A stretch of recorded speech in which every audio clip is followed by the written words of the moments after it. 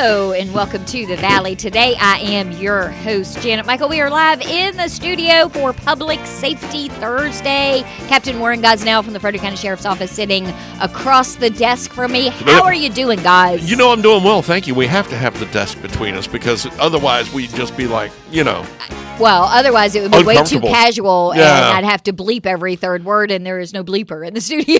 Well, it's happened more than once in the history of radio. Not for us. We've been fortunate. I think the worst thing we've ever said was, maybe but or something. But I tell you what, it was 34 degrees yesterday. I was like walking around in short sleeves. I'm like, once you hear and feel those really, really cold temperatures, 34 ain't so bad. Yeah. I mean, I'm not outside in it all day long. Perspective certainly changes. But yes, without the wind blowing and a 20-degree difference, I was like, I can tolerate this.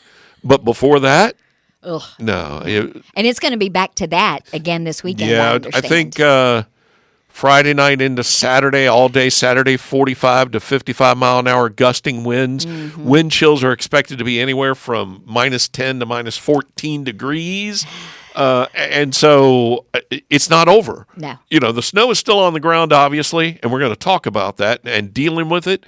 But the cold, the true cold temperatures aren't over. No. Don't get lulled into that false sense of security. Although next week, I think we've got a string of days that have 4s in front of them, so it is going to feel like summer. I tell you, if you get one of those days and you're like me and you've got Mount Mailbox that was created by the snowplow Chronicles. That mountain of snow is 4 feet 10 inches high.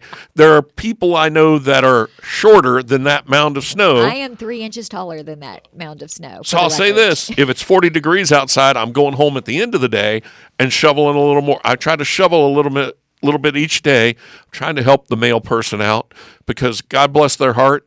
I guess they've been getting out of their vehicle, walking to my mailbox, the short distance, but still in and out, in and out. I'm like, thank you so much. But it's all been junk mail. So it's like, hey, do me a favor. If it's, hey, you've won or you're pre-approved, just go ahead and throw it away for me. Car warranties expired, just toss those. Throw it away for me. Yeah, we had the same situation where you couldn't see and our mailboxes are 4 in a row. So all 4 of us are together on one post. And we had a wonderful guy. I don't know who he is. His name is Mike Stickley. Well, then you do know who he is. Well, I didn't meet him, and I don't know him. But he came through, cleared what VDOT had plowed the driveway back in after Tim had cleared it. He cleared Jacob Benita's driveway across the street. He shoveled out or plowed out a little tractor with a bulldozer thing on the front and a bucket on the back. You got to love those little bulldozer things. Now Tim wants one.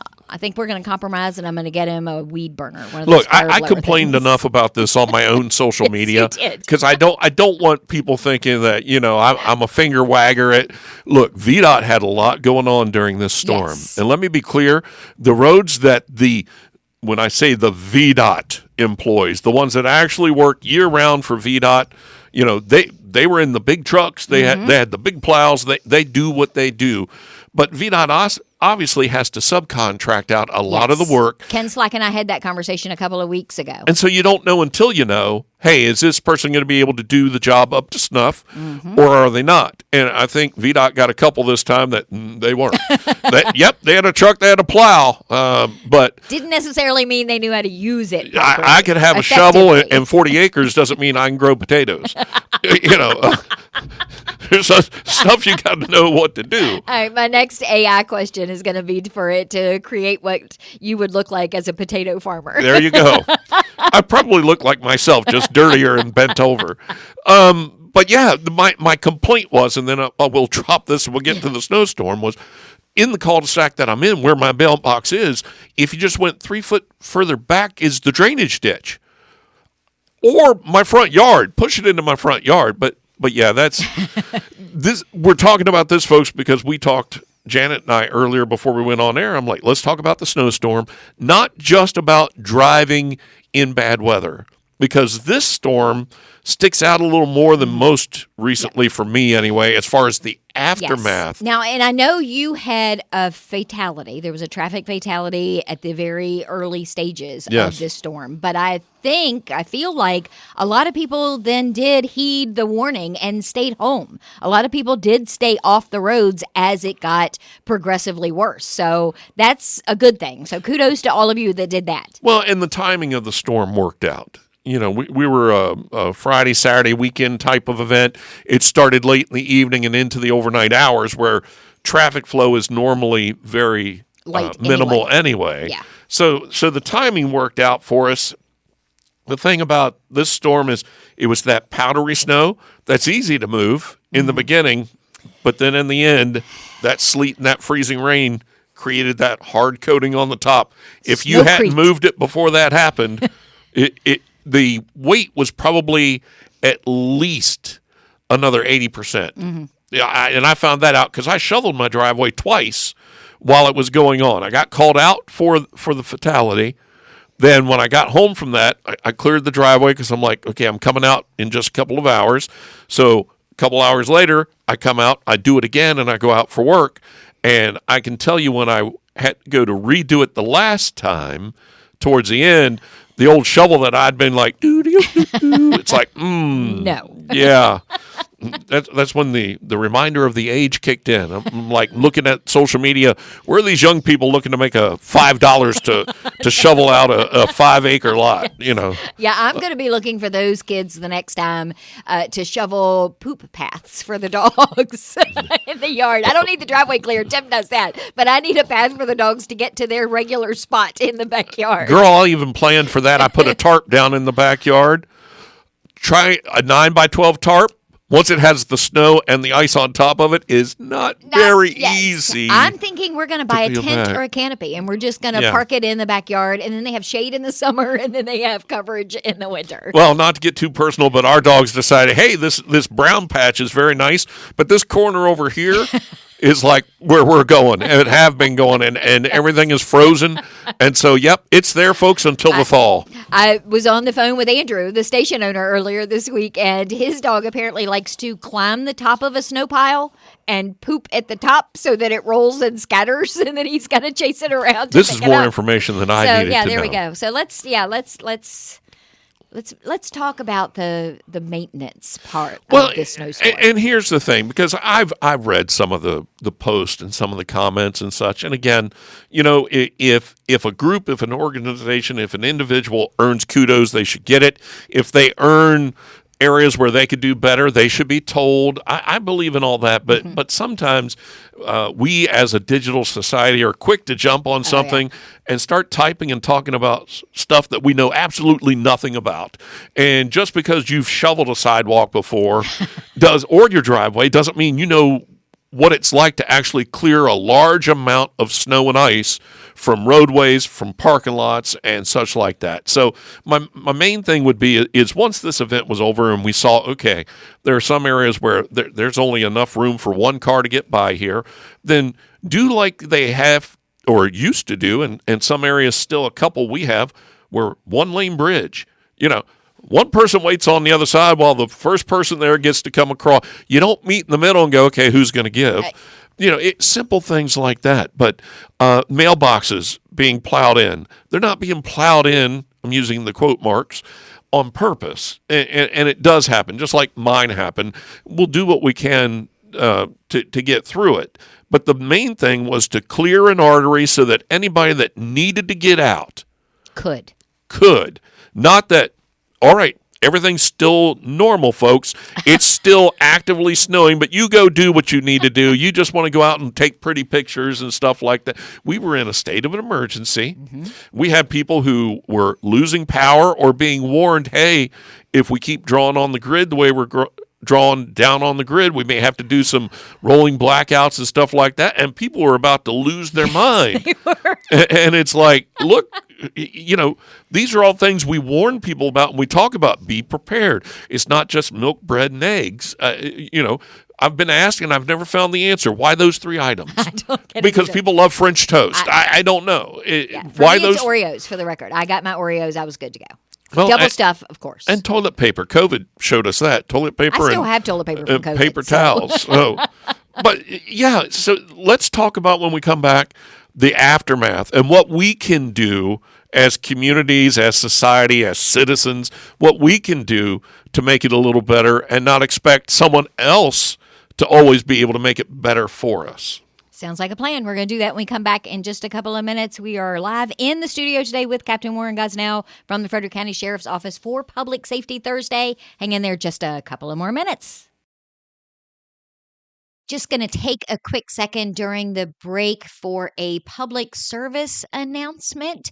Winchester Little Theater, a place very near and dear to my heart, has discovered that ticket resellers are listing their shows online and jacking up the prices. But here's the truth. They only sell tickets through their official website, winchesterlittletheater.org, for $25 with discounts for students and seniors, but some of these websites are charging $45, $65, even hundreds of dollars. And while ticket reselling is legal, it hurts patrons and small nonprofit theaters like Winchester Little Theater. So before you buy, please check their website, winchesterlittletheater.org. That's theater, theatre.org. And thank you for supporting local theater.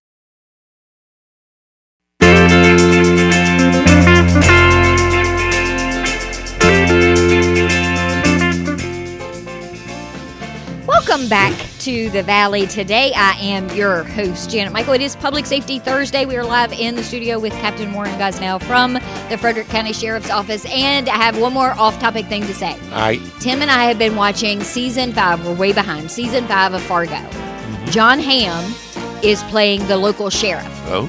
Never, ever have I been so grateful that my favorite sheriff is a wonderful, decent human being than I was watching John Hamm creeping me out as the sheriff of this town. So thank you, Sheriff Lenny Milholland, for being a good guy. It's always nice to make sure the top law enforcement official of any jurisdiction is a stand-up person. I am traumatized because that is not who I want John Hamm to be. And I've been struggling with that character. It's fiction. It's acting. I know. And that's what Tim keeps saying. It's a movie. It's TV, right? Yeah. All right, so when we last left True Believers, here's where we were. We were talking about the snowstorm and the aftermath, particularly this one, where VDOT and other crews were trying to keep up as they could, and by the time that the storm had actually stopped and was settled, and the main roads were hit, and at least a path here and there for subdivisions and communities were hit, by the time all that was done, we had those frigid temperatures that everything else that was sitting, because we were like, well, why don't they just come along and replow it? Folks, I don't know if you've tried, but some of this stuff is like, it's solid. Oh, yeah. And so at one point, Tim had to move to a metal shovel just because the regular snow shovel wouldn't cut it anymore. So coming along with the plow, unless you got the big vehicle, the heavy duty, it's not going to be the same. It's not going to do what it's meant to do. Some of these trucks are just F-150s or Ram 2500s, maybe a 3500 with a plow blade attached to it. It's not a big piece of heavy apparatus built to do this like in some of these areas in Boston and such where they really get real snow and they know how to remove and where to take the snow, or you can only push it to the side so much. So number one, I want to point that out before we get on there. The temps were so cold that salt wasn't going to work. Correct. All of the other things that people think, well, why don't they at least come through and salt? Well, it's not going to work in below zero temperature. The only thing you might do is put some abrasives down, and even then, that may not have the effect you're looking for if you're already on something that's just packed solid. So that's the first thing I want to point out. It wasn't that the government said, well, we've done what we're going to do. It's like, now we get these days into the 40s. I wouldn't be surprised if you didn't see a couple trucks coming through here and there, especially where they really haven't been able to hit it really good. Mm-hmm. But also, if you're going to be trying to dig yourself out, whether it be your driveway or your mailbox or such, you need to keep in mind that traffic is still moving around you. I've seen people along the 522 corridor where I travel. They're actually standing out in the roadway attacking the packed snow that's got their mailbox blocked in. Most by this time have their driveway opened up. But they're actually standing in the roadway with their back to where I would be going by them on their backside. Right? And so you can't see what's coming. You're expecting people to get out of your way, seeing that you're here trying to do this. You got to keep safety in mind. And especially if you're going to wait till the end of the day after it has been in the 30s like the other day, but now it's starting to go sundown and you're trying to hurry and try to get done, and you're wearing your black parka and your black ski pants, and you got that little red toboggan. How about we wear some bright colors, something that shows? But if you're going to do any type of work like that, or if you're going to walk along the road, sidewalks are still plowed in, so people that have no means of transportation and still have somewhere they need to get, modus fetus apparatus, that's Latin for move your feet, and you have that availability and that freedom.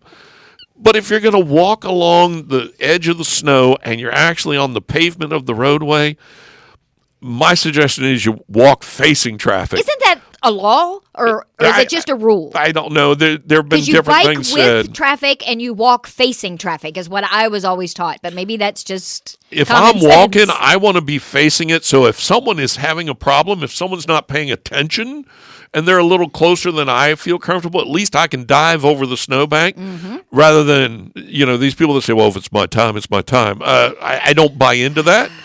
Don't put your back to traffic, and don't have yourself immersed in your electronic device as you're doing so. But so those are the couple of things I've noticed over the last few days. People trying to dig out and people who are on foot trying to get from one point to the other, and obviously you can't walk on the shoulder of the road because you can't get to it right now. You got to work smarter, not harder. So that would be part of what I'm pointing out. The fact that we're still looking to help. We first responders, it's different for us. Law enforcement, we're out there proactively. Hey, be a little more careful, traffic enforcement and such, but still responding to calls in areas where plows haven't been at all, right. and needing to get there. Fire and rescue doing the same thing. There was house fire up in the Gore area of Frederick County the other day up on Parrishville Road, and that house was a total loss. But if you're listening to the radio, and one of the water sources would have been a nearby pond where they can pull water out into a waiting pumper that fills up, that was frozen over. And then by the time they got through, the level was too low for all kinds of things that have to be planned and rearranged for, even for us. So VDOT and these other organizations are no different. We see what's immediately in front of us. We see the path that we travel on a regular basis. What I'm asking is expand your mind a little bit and think, how many more people, how many more miles of roadway, how many more thousands of acres? Frederick County in and of itself is 417 square miles. It still boggles my mind every time you say that. That just is a shocking number to me. So I'm born and raised in Frederick County, so you got to think beyond the areas of the subdivisions and the supermarkets and the business centers. You got to think of the folks that are out there on the roads that are still gravel. The ones where it's 5 houses at the end of a lane, and one of them has a tractor and they're doing the plowing themselves and stuff like this. You got to think of the big picture when it comes to, why haven't I seen this? Why haven't I seen that? Why isn't there school? Holy guys, look, when I was a kid, I wanted nothing better than to be told there was a snow day. When I was a parent, there was nothing more I wanted than to say, school's still in session. because of the rearranging of it. We all understand that. But you got to think beyond just where your child is picked up. My road's clear. Why isn't my kid going to school? Yes. It's so much to rely upon. And can you imagine the hailstorm? It's HAIL, not the other. The hailstorm that would ensue if we had some type of crash or incident with a school bus in a questionable situation when it came to road conditions and such, or a child waiting for a bus on a snow-packed icy road is tragically hit by another vehicle that comes sliding around. It's not even on the bus. There are so many other things that have to be considered. And so that's what I would ask is keep that in mind. The bottom line is, as long as you're still able to call 911, you're going to get a response. If there's a true emergency you need, we're going to get it handled. Everything else can be worked on. Everything, clearing out the driveway, clearing out the roadway, clearing the sidewalks. It may be a slow process. This winter storm has shown us that because it dumped snow on us, and then it said sub-freezing. Here you go, folks. Enjoy. You always wanted to see Alaska? Look out your front door. All right? Naked and afraid in Alaska, I don't know how they do it. Because I was wearing a coat and boots, and I'm like, nope. I'm going back inside. Yeah, don't get me started on that. I can't even believe people watch that, much less participate in it. But that's a whole other show for a whole other day. So let me segue now. We were just talking about schools. School, yeah. We have talked before about Frederick County is looking to utilize speed zone cameras in the school zones. We have 3 school zones that we have been looking at that have been prepped. And it looks like if everything stays on schedule that late next week, they may be going live. Now, when I say they're going live, their 30-day, hey, get used to it being here period. There will be a 30-day warning period that anyone that comes through those areas. Now, number one, all of them are well signed. There are signs before you get to the school zone that say photo enforced. When you get to the school zone, where the sign with the yellow lights that says school zone and whatever that speed limit is, when flashing, and those are flashing, also what that sign will be, photo enforced. And then once you're well into the school zone is where the apparatus will be that will check your speed. Okay. It's not like it's not catching me right there at that sign when I haven't actually slowed down yet. Correct. Or I'm hitting the brakes, but I haven't reached that minimal speed. And maximum speed, not minimal speed. I'm correcting myself. And there's still the idea of there's a grace there that in Frederick County, if you are 9 miles an hour or less over that posted school zone limit, the camera's not even paying attention to you. It's when you go 10 or more above that the camera says, hey, the LiDAR actually tells the camera, wake up, take a picture of this person. They're a 12 over the limit. Boom, picture's taken. Now, I saw a post yesterday. I think he's an attorney. He's on social media quite a bit. He's down in Richmond covering the legislative session and talking about some of the bills that are either good or bad, depending on your opinion or your position. But yesterday he posted something about, I want to say it was Spotsylvania County. They had school zone cameras set up, and the school zone lights were flashing. And he pointed out the fact of it's 7-something in the morning, but schools are on a 2-hour delay this morning. So these people going through here are all getting tickets that they shouldn't be getting. Mm-hmm. This is false advertising, and I love the fact he disabled comments on his post because all he wants to do is put the stick in and stir it. Leave the comments open, sir, so that both good and bad, correct and incorrect information can be addressed. Here's the way this is going to work in Frederick County. We're going to do our public education between now and next week before they go live, saying, here's how it works. Here's who the companies involved are. Here's, the grace that we're giving. Here's the violation and what it would cost you, how it affects or doesn't affect your license. All that's going to be in there. Then when it goes live for the 30-day warning period, anybody who comes through at 10 or more above the limit is going to get a warning ticket in the mail, and it'll be several days after. So when you first get it, think back and look at the date that it's saying you came through, because I didn't go anywhere yesterday. Well, it's probably not yesterday, but it'll clearly say warning, and you could get multiple of them. And here's what I'll say.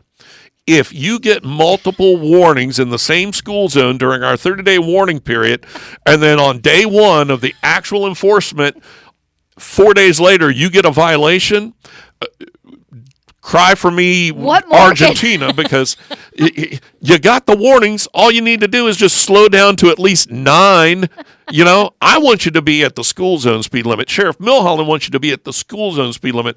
But in all fairness, we're saying, hey, as long as you're getting close, we're going to be graceful. That's why we call it a grace. If you're 10 or over, and especially if you had, and we're going to be able to check that. I'm going to be able to say, well, on the 14th, the 22nd, and the 25th, you got warnings. A light bulb should have went off. And so the other thing is, getting back to this post I was talking about, if school's on a 2-hour delay and for whatever reason those lights are flashing when they're not supposed to be flashing, no one's getting anything, because the third-party vendor that monitors the system, even if they aren't paying attention, because these schedules are updated daily, all right, the school zone times are set.